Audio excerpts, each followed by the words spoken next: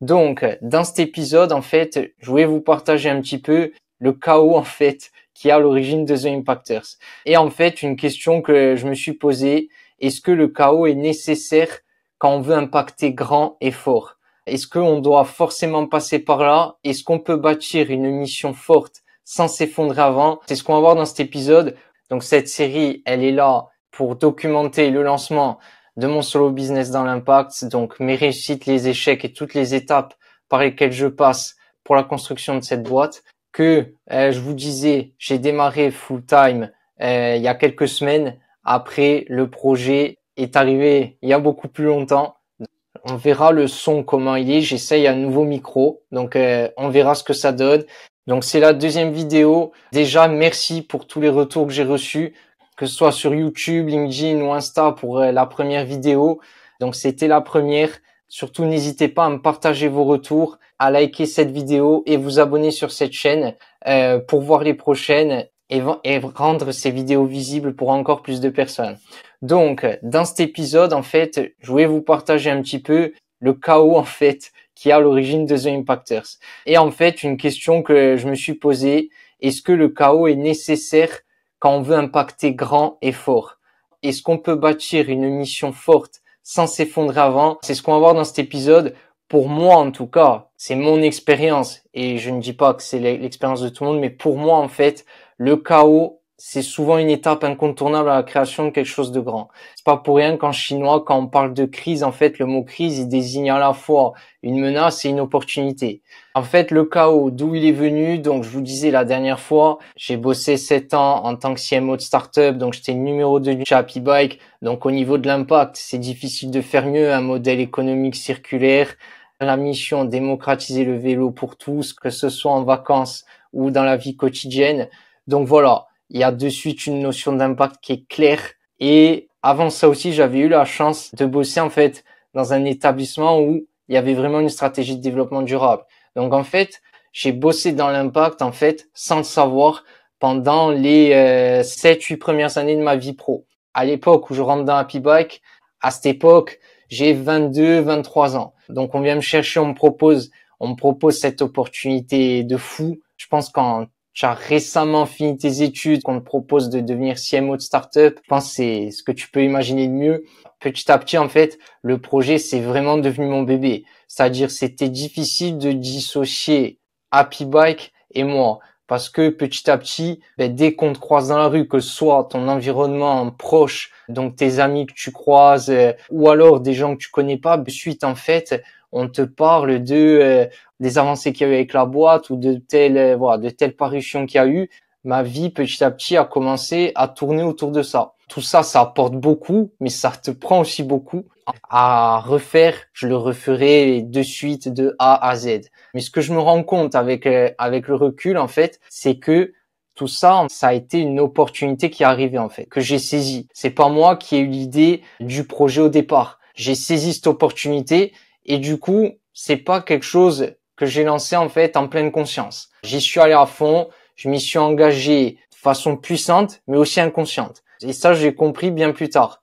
Donc, en fait, je disais, dans 6-7 ans, en fait, que ce soit dans ton environnement proche ou pro, tout le monde, en fait, te parle parce que tu es CMO, cofondateur d'Happy Bike, que tu as fait ci, que tu as fait ça, que tu as fait telles avancées, telles levées.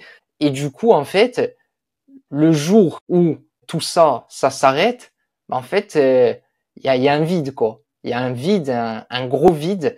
Donc, à ce moment-là, on part avec ma femme au Canada. Et là, je me dis, bon, c'est parfait. On passe complètement à autre chose. En plus, je vous en parlais dans la première vidéo. J'arrive à trouver un job avant même d'arriver là-bas. J'attaque. Je crois qu'on arrive le 15 du mois. Le 30 du mois, j'attaque. Et en fait, on a tout juste les clés de l'appart, le temps de trouver notre appart permanent là-bas. Et on a tout juste les clés de l'appart qu'en fait, je commence à bosser. Le job hyper, en fait, c'est ce que je voulais. C'est-à-dire une grande boîte qui existait depuis 20 ans et qui était en forte croissance sur les États-Unis. Et je voulais avoir cette expérience dans des grandes boîtes qui étaient structurées. Et donc, en fait, je me retrouve en tant que content manager et je gère à gérer toute la stratégie de contenu sur l'ensemble des marchés desservis par la boîte. En priorité, États-Unis, Canada, France. Donc du coup, hyper challengeant. La boîte, c'est une leçon, c'est tous les jours. C'est une firme de conseil en management. Chaque jour, en fait, c'est une leçon de management, d'entrepreneuriat. Mais c'est là que je découvre le coaching. Et en fait, la mission derrière tout ça, c'est vraiment d'améliorer la productivité des entreprises. Donc, c'est des grosses boîtes comme, par exemple, serait de la taille de DHL, Amazon, Airbus. Et en fait, voilà, il y a de l'humain. C'est là aussi que je commence à toucher du doigt ce qu'est le podcast, parce que vu que je dois créer du contenu, en fait, une partie du contenu, c'est aller dans des entreprises qui ont été accompagnées pour recueillir le témoignage. Du coup, en fait, tu te retrouves avec des managers d'équipe qui ont leur vie changée parce que l'accompagnement qu'ils ont eu, ça leur a permis d'alléger leur charge mentale, ça leur a vraiment changé la vie. Et c'est là vraiment que je commence à toucher du doigt les podcasts. Mais du coup, en fait, je sens qu'il me manque quelque chose. Je me dis bon, il y a tout. C'est du marketing pur, il y a de l'ambition, il y a de la croissance, il y a de l'impact aussi sur l'humain. Mais voilà, la ligne forte, en fait, c'est vraiment productivité. Et là, je me trouve un peu au fond je me dis bon, est-ce que j'ai bien fait de prendre ce job? Est-ce que je suis là à ma place? En fait, c'est la première fois que j'étais pas passionné par ce que je faisais. C'est-à-dire à pouvoir bosser jour et nuit dessus sans compter mes heures. Voilà, c'était la première fois. Et voilà, c'est une période un peu bizarre. Ce qui va vraiment rallumer la flamme, je dirais, c'est la curiosité. La curiosité de quoi? Donc, on arrive en Amérique du Nord et là-bas, le système financier est complètement différent. C'est-à-dire en France, on est habitué à épargner, il faut pas avoir de dette, tout ça. Là-bas, c'est l'inverse. Voilà, tu vis à crédit en fait. C'est de suite, on t'explique qu'il faut avoir une cote de crédit et que pour avoir cette cote de crédit, elle détermine en fait si tu peux louer un appart, si tu peux faire plein de choses en fait, toutes les choses basiques de la vie. Et pour que cette cote de crédit soit bonne, en fait, il faut que tu aies un historique de crédit. Donc, en fait, que tu fasses beaucoup de crédit, donc que tu t'endettes. C'est complètement contre-intuitif. Quand tu viens de France ou d'Europe, en fait, c'est pour ça que je me dis, oh putain, il faut que j'en sache plus là-dessus. J'arrive à trouver un cursus, une formation sur 2 mois à McGill, à Montréal, et donc que j'intègre. Et voilà, c'était une formation pour vraiment monter en compétence sur les finances perso. Et cette formation, ça a été une grosse claque parce que c'est là que je me suis rendu compte, mais en fait, ici, tout le monde a une éducation financière qui est développée, c'est-à-dire tout le monde investit. Tout le monde sait ce que c'est des actions, des obligations, des ETF. Alors qu'en France, la finance, ça fait peur. En France, investir, c'est acheter un appart. Là-bas, on est complètement dans un autre monde. Et pourquoi c'est comme ça, en fait? Parce que tu te rends compte que la retraite, elle existe là-bas, mais elle n'est pas aussi forte qu'en France. Et donc, du coup, là-bas, la retraite, il faut se la faire soi-même. Même si je suis intimement convaincu, en 2025, il faut se la faire soi aussi en France. Et en fait, je comprends que moi, à la base, je m'étais inscrit pour, voilà, l'histoire des codes de crédit, tout ça. Mais en fait, ça m'a appris à investir, m'a appris à me lancer en ETF, en bourse, tout ça. Et en fait, surtout que l'argent, en fait, la finance, pas l'argent. La finance, en fait, c'est un levier d'émancipation qu'on ne nous apprend pas en France, qu'on ne nous apprend pas à l'école, en fait. On nous apprend juste à avoir un travail, trouver un travail, mais on nous apprend pas à quoi faire, comment gérer l'argent qu'on gagne avec ce travail. Et en fait, c'est impressionnant l'impact que ça peut avoir sur votre vie. En fait. Donc ça, l'impact de l'argent pour s'émanciper personnellement, c'est-à-dire pas pour devenir millionnaire, mais pour ne plus être esclave de son temps.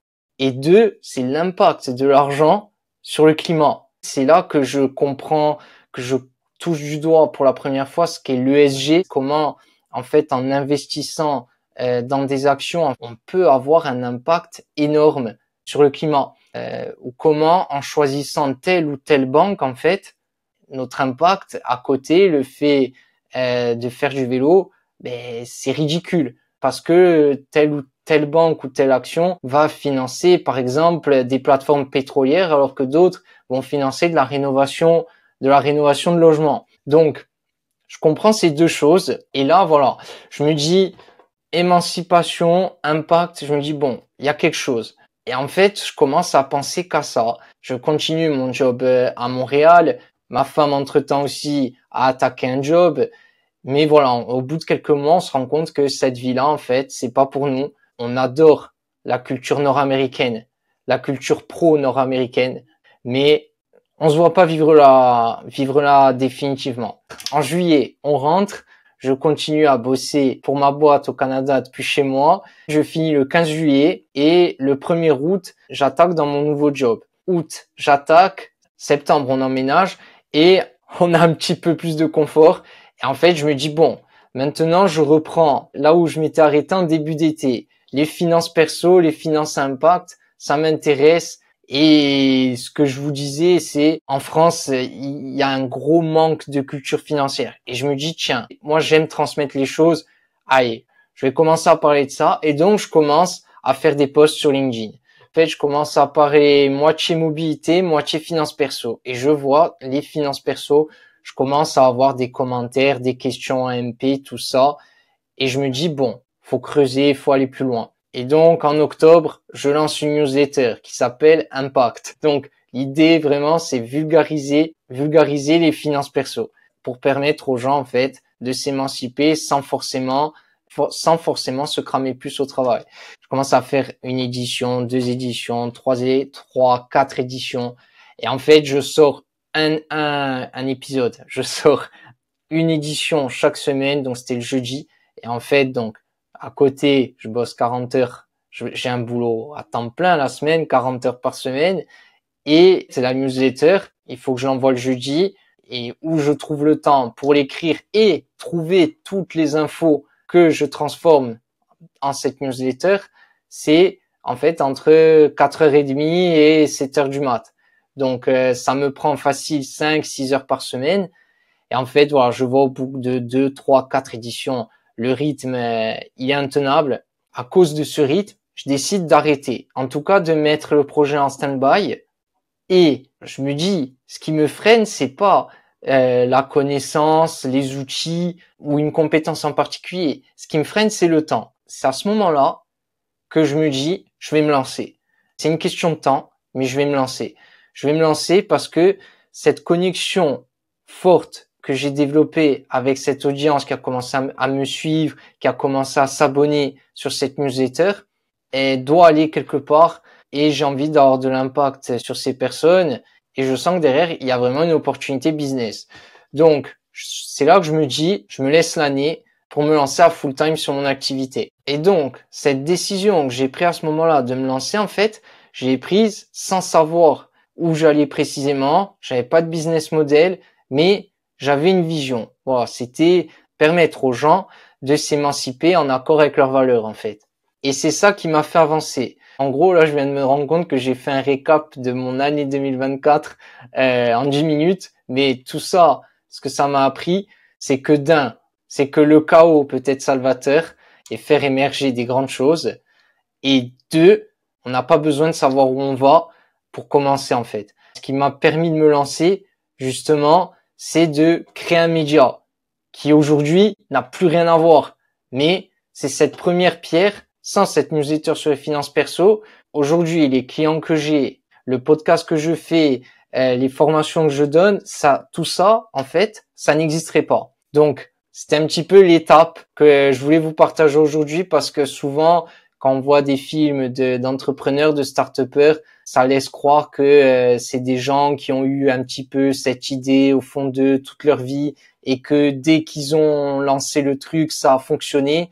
La vérité, c'est que quand vous parlez, quand vous cherchez à rencontrer des gens, soit qui ont réussi, soit qui se sont mangés, bien dans tous les cas, ça marche jamais du premier coup, ou alors c'est jamais forcément aussi clair et droit qu'on le laisse parfois entendre, quoi. Donc voilà, c'était ce que je voulais vous dire. Et dans le prochain épisode, du coup, je vous raconte pourquoi mes 2 premiers médias se sont cassés la gueule en 3 mois. et comment ces échecs, en fait, ont permis de faire du podcast un succès. Donc, si vous avez aimé, que vous avez des questions, que vous avez un conseil pour améliorer les prochains épisodes, n'hésitez pas à commenter. Si ça vous a inspiré ou quoi que ce soit, n'hésitez pas à liker la vidéo et on se dit à la semaine prochaine.